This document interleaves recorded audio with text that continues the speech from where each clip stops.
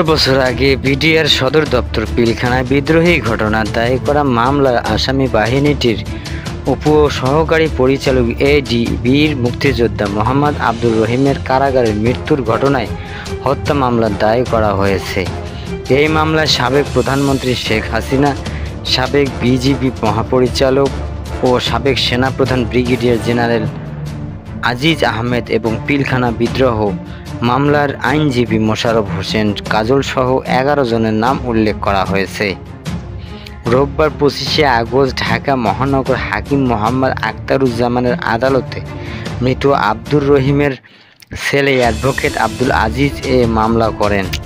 মামলায় অন্য আসামিরা হলেন সাবেক কারা মহাপরিদর্শক ব্রিগেডিয়ার জেনারেল মোহাম্মদ আশরাফুল ইসলাম খান, শেখ ফজলে নূর তাপস, শেখ সেলিম নূর আলম চৌধুরী লিটন, শেখ হেলাল জাহাঙ্গীর কবির নানক, মির্জা আজম ও হাসানুল হক ইনু।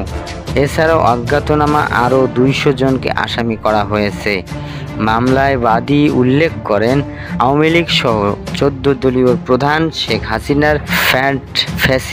হাসিনার ফ্যাসিস্ট সরকার 2009 সালে 25 ও 26শে ফেব্রুয়ারি তৎকালীন বিডিআর সদর দপ্তর পিলখানায় সুপরিকল্পিতভাবে বিদেশি এজেন্ট নিয়োগ করে 57 জন সেনা অফিসার সহ 74 জনকে হত্যা করেন।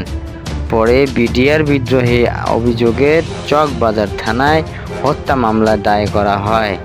বাবা বীর মুক্তিযোদ্ধা আব্দুর রহিম বিডিআরের ডিএডি হিসেবে পিলখানায় কর্মরত ছিলেন।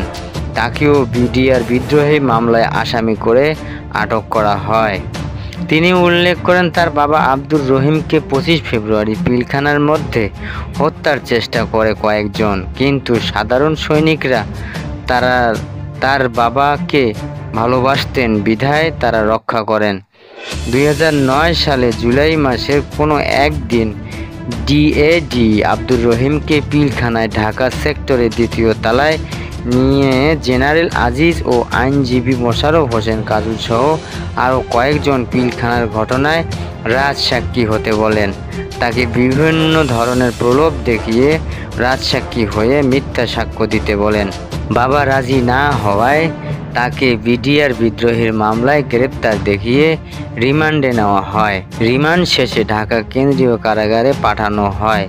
পরে 2010 সালে 29শে জুলাই ঢাকা কেন্দ্রীয় কারাগারে বাদীর বাবা ইনজেকশন পুশ করার মাধ্যমে তাকে হত্যা করা হয়।